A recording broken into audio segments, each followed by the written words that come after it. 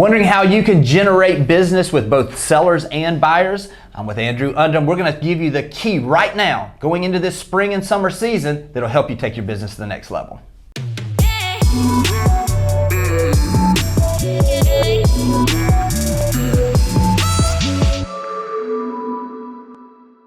You know, one of the biggest questions I get asked a lot of times is, okay, if I get the opportunities and I have these opportunities to potentially have something go to contract or I get a first impression to make on a client, what is it that I should be doing? And in reality, if you're thinking about that when you get in the appointment, it's trouble. So what we're going to do today is I love the way that Andrew, we've talked about this as we spent some time together, really that process and that technique of preparation, really.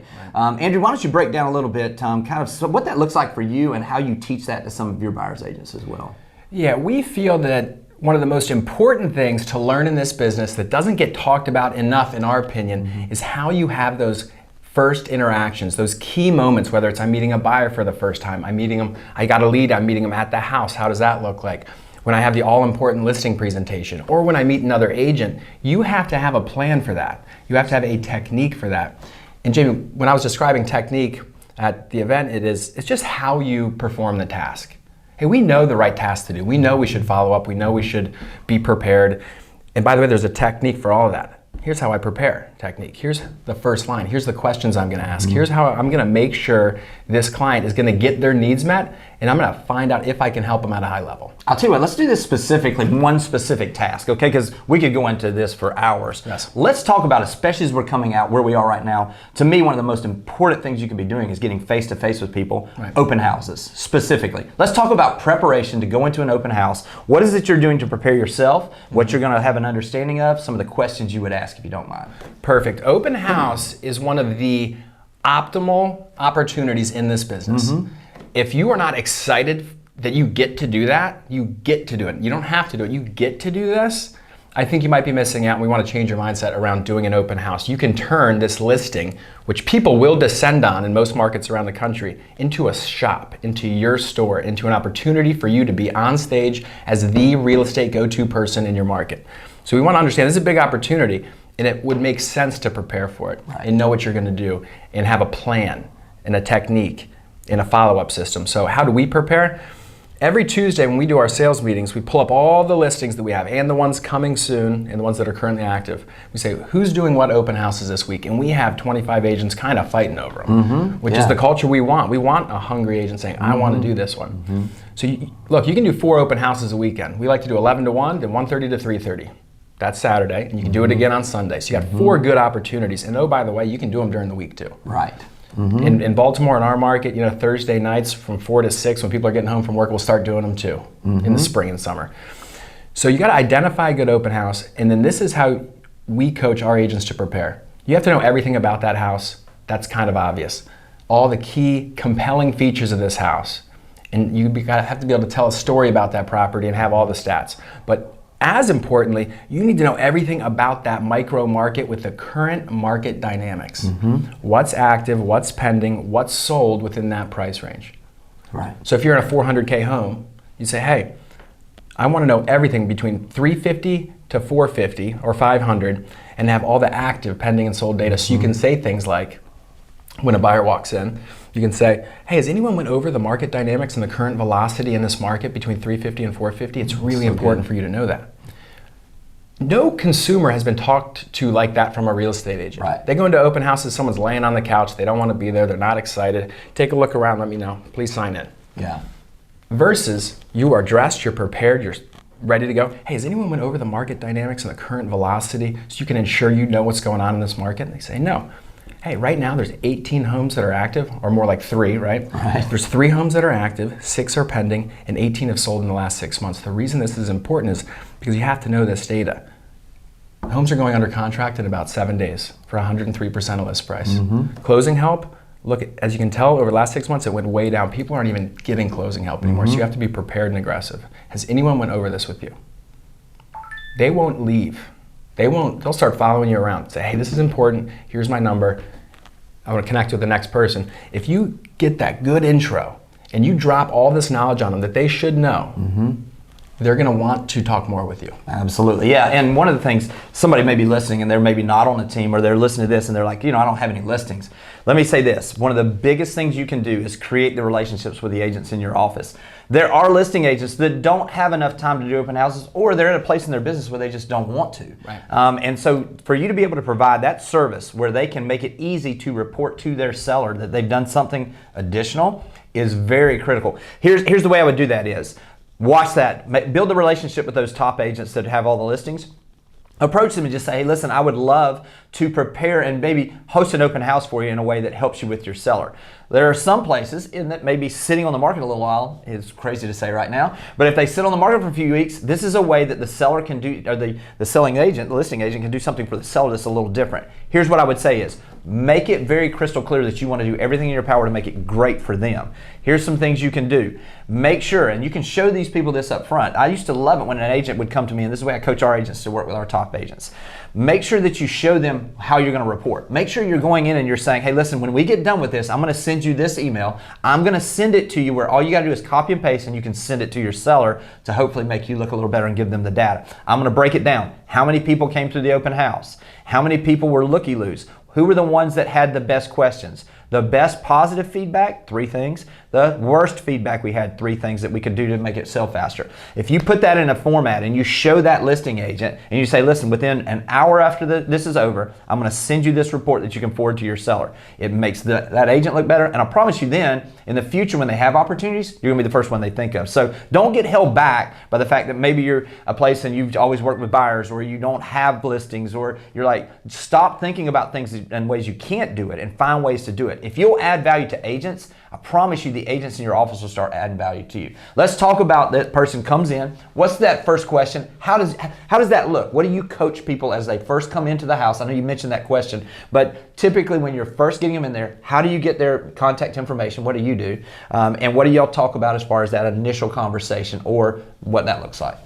Well, when someone walks into the house, you want to be a normal human and create bond and rapport. So you don't just descend on them and say, hey, sign in, I want to ask you all these questions. That's right. That's not normal, it's not natural, and it should be automatic. And most agents watching this, you're probably good at this, and you don't even realize how good you are at just being normal. You want to look them in the eye, shake their hand, and you just start creating rapport. So this is not any kind of sales pitch, it's just, hey, let's get comfortable here. Hey, what brings you out today? You've been looking for long, and you let them, and once you get good at this, how they act is going to really determine how you act. Exactly right. There's a little mirroring conversation, but you got to give them what they want. But when you feel the time is right, you say, hey, what types of things can I go over with you that'll make the best use of your time while you're here today? Such a great question. It's all about them. It's not about me. Don't tell. I'm not here to say, let me tell you about the market. Let me tell you this, that, and the other thing. Let them tell you what they want. And they will, particularly if they're a serious buyer, and there's a lot of serious buyers in the market right now. Hey, how can I make the best use of your time while you're in this open house today? Right. Absolutely. And they'll say something like, oh, I'm just looking around, blah, blah, blah. You get them talking. The more they're talking, the better off you're going to be. And then you say, okay, hey, has anyone went over these market dynamics? That's exactly right. Or has anyone went over how to make sure you have a quality equity position when you're buying real property in this market? Because it's really important right now as a buyer in a kind of a seller's market to have a real strong strategy, because you can still get a good deal. That's what they want to hear. Right. And they want to talk with someone who can help them get that. Yeah. That's absolutely, and let me just say this, there's one thing that I always wanted to do. I wanted to put people at ease.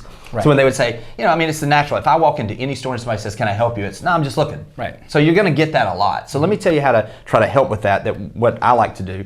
Because a lot of times they are just looking, you know what I mean? Sure. And that's fine, we're glad. So just say, great, I'm so glad you came by. Listen, what you can do me a favor is, before you leave, I'd love for you to tell me one thing that really stood out about this house so I can give the seller some information about what jumped out at you that looks good, and maybe something that maybe could be improved on, because literally your feedback is really going to help us make sure we find the right person for this place. Boom, they're completely at ease, and now you're on the same team, and then that opens that conversation. They look around, they come back. Typically their guard's down now, right. And then it's just an opportunity. Hey, are you guys thinking about buying any time in the next year? Or do you guys live in the neighborhood? Whatever that conversation, like you say, you're mirroring. And if they're just short, you be short. I mean, listen, there's nothing, no harm, no foul.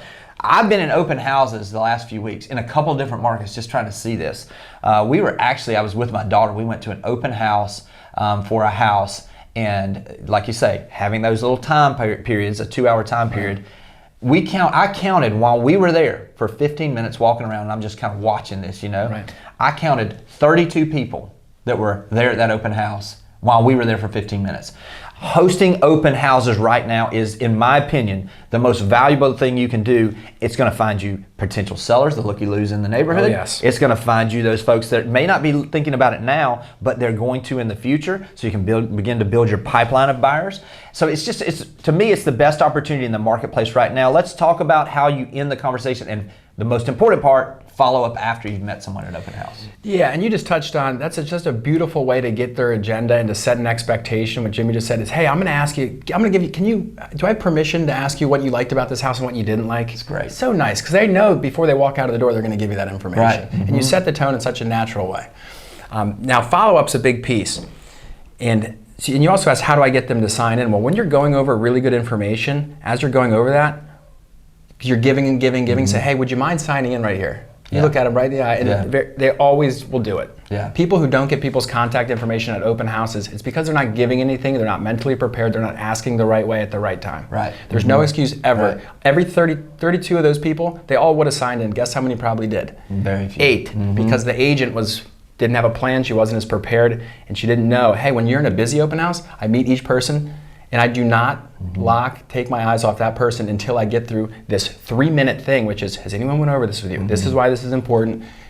And what I always end with is, hey, I'd really like to invite you to my office to talk more about this, because I can't really do it all in 5 minutes. And I say, I'm out of here at 3. See these other 8 houses that are on the market? I'd love to show them to you. Yeah, if you want to know everything about the inventory available in this market, I'm out of here at 3. Would you like to meet me back here? I'm going to go show you every house on the market. That's great. That's great. That's how you lock in a buyer. Yeah, that's great. Yeah, and when we're in this environment, we've got so many people now. Let me give you a little thing. Also, is one way that when we've got it as active as we are, we're doing it where we're doing these short little time periods, and we know we're going to have a ton of people coming through. We'll have an assistant that will be at the door. Beautiful. And we'll have the assistant at the door and just says, hey, listen, if you don't mind, for the safety of the sellers, they've requested that we make sure we get everybody's information. If you could just sign in real quick, we'd really appreciate it. They sign in as they come in. They then pass to the agent. The big question we always ask, though, do you own in this neighborhood, or are you just out looking around?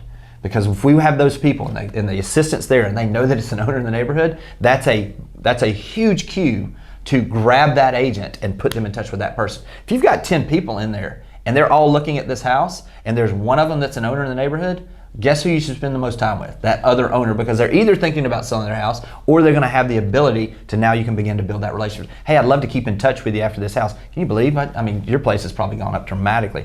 I'll tell you what, when we get it under contract, I'll let you know just so you can kind of keep up with this. That's the way we can really start building those sellers and that follow-up there. Another cue with open houses that we try to do in specific neighborhoods is that we will send, and we will old school door knock. Yes. We'll call, we'll do all those things. Hey, we're going to have an open house on Saturday from 10 to 2, for instance, but we want to make sure we're expecting a lot of people. So what we're doing is we're letting anyone in the neighborhood that wants to preview it before the general public gets here, the owners in the neighborhood, we're going to hold it open from 9:30 to 10 for you guys. If you want to come by, everybody that shows up at 9:30, those are owners. It cues you. It has a different conversation. Great way to capture some of those owners as well. I just can't, I'm getting excited about going back and doing more, because we're real estate brokerage, we're brokers, we're brokering deals. Well, hey, can I get some sellers here? Yeah, Yes. and can I get some buyers here? Yeah. And because we're in this industry, if we're good, if we're prepared, we know how to handle these situations and practice it and take it really serious, because it's deadly serious. We're talking about 6%, Yeah. or maybe in our market, a $500K deal. Yeah. Well, that's $30,000 if you just do your job right, show up on a weekend, and turn this house into your store. That's it. That's it. That is it. The follow-up is so critical. One last thing on that, I would say, and that is so critical. Let them connect with your face. So if you've got their cell phone number, quickly before you leave the house, hey, I'm locking up the house. It was so great meeting you today. Just selfie video time. So great meeting you today. Just wanted to say thanks. I'm going to send you some information. Just wanted to let you know, listen, if you've got any additional questions, this is my personal cell phone. You can reach me here anytime. Again, great meeting you. I'll talk to you soon. Just that little personal touch, connection. They may go in 5 houses that day, open houses. The one they're going to remember is the person that does the best follow-up. The money is in the follow-up. Make sure that you have that personalized follow-up and have a systematic plan over the next few days that you're going to give them additional information. You're going to check in by phone. Make sure you're following up, because in reality, you can host an open house, and if you don't follow up, you're going to sell some things. If you follow up, you can 10x your results. You treat these people like human beings, and our rule is you don't leave until your follow-up is done. That's it. I don't leave the house. That's right. Open house ends at 3, well, I might have to stay here till 3:30. And of course, you got to talk to the seller. I want to follow up with everyone while I'm still there. Hey, I'm just thinking about you. I'm locking up the house. If you ever want to come back, if you ever have any more questions, I'm always going to be here. You follow up before you leave. Don't get in the car. You drive. Life happens. You forgot about that person who said, I have to move in 3 months. Follow up before it's too late. Yeah, another great question, and then we're going to wrap this up, is if you're sending that video, hey, if you guys were out at a couple of different houses today and there was one that stood out besides ours, let me know and I'll be glad to get you all the details on that. And if you're not working with an agent, love to be the one that helps you with that one. Odds are they're out there. It's going to be that ability for you to be that agent of choice. I hope this has been helpful. Andrew, appreciate you. If you need anything in Baltimore general area, reach out to Andrew and he'll be glad. We'll have all his contact information below, and we'll talk to you guys soon. Thanks for watching the video. I specifically chose the video below for you because it builds on the one you just watched. I hope it's helpful, and I'll talk to you soon.